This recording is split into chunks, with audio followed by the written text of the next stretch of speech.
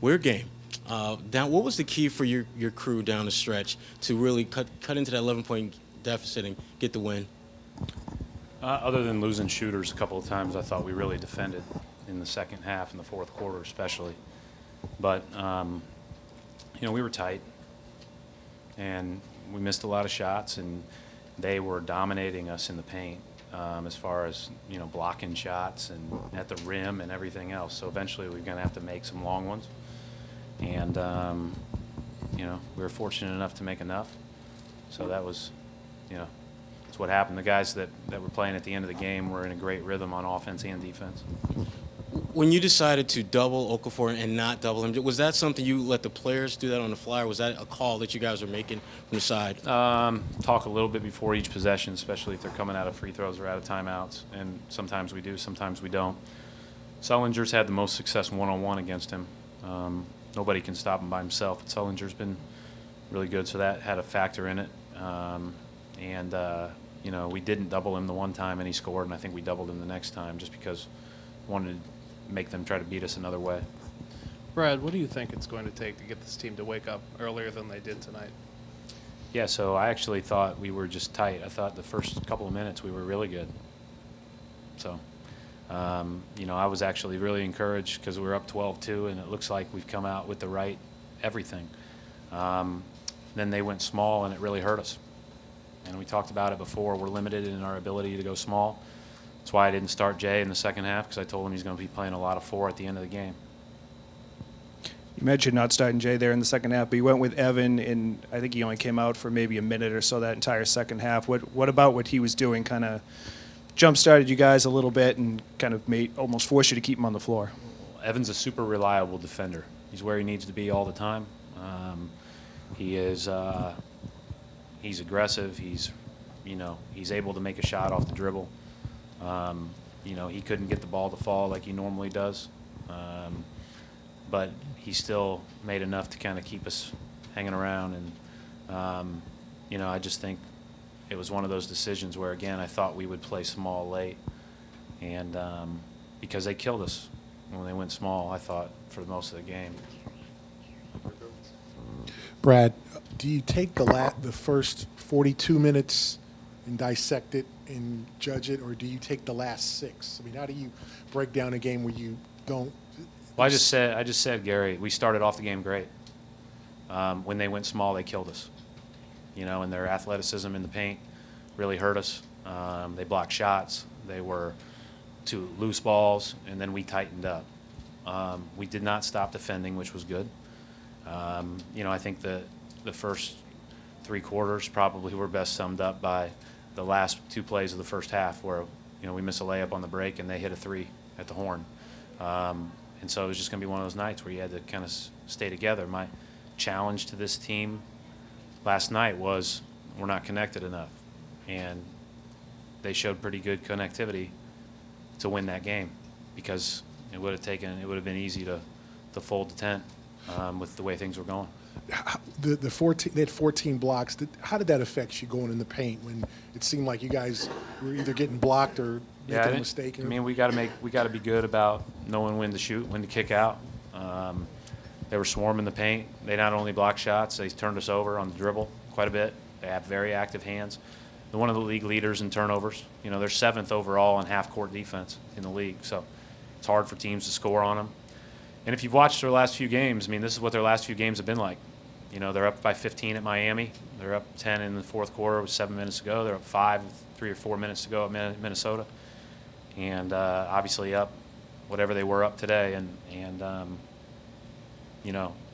I certainly feel for them because they gave a great effort and were exceptionally coached. And, but I am happy that our guys stayed together, because that was the most important thing tonight.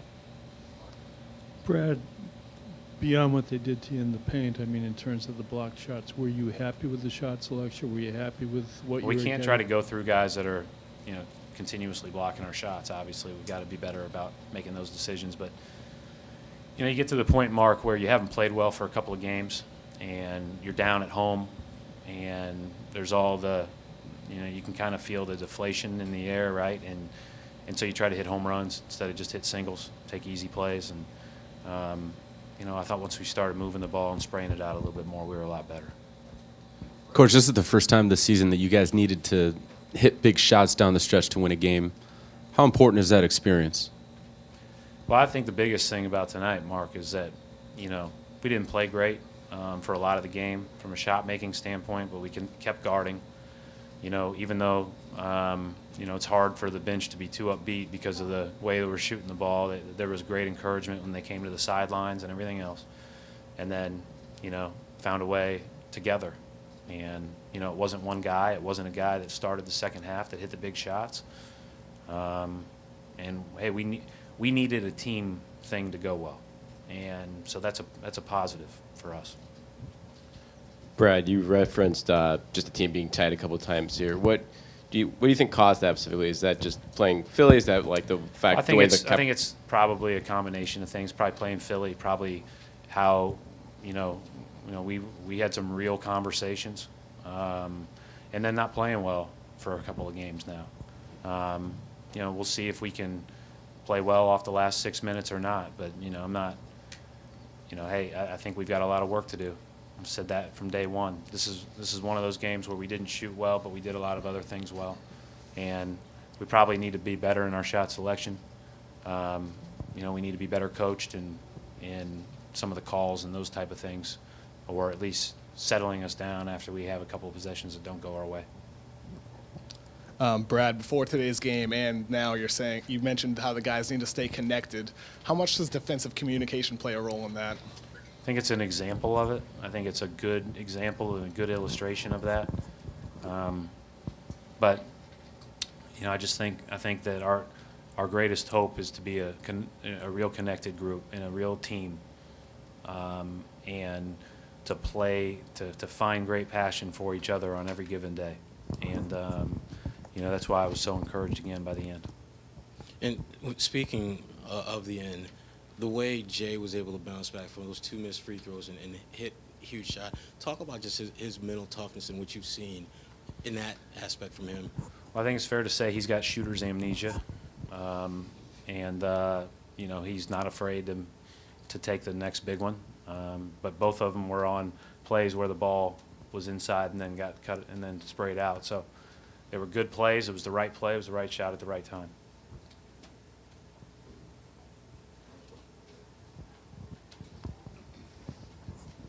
Final question, Gary. Sorry, Brett. Right. On the 3-second call that you guys picked up, it seemed we heard you from because it was quiet in there, so we heard you arguing that from press row. And have you ever kind of counted out a 3-second call so adamantly in front of an official like that? The next time down, you guys are able to get the 3-second call kind of back. Have you done that before? I wasn't counting it out. I wasn't counting it like 1, 2, 3. I just thought it was 3 seconds. So I mentioned it, and it was. But it was 3 seconds on us to play before, too. I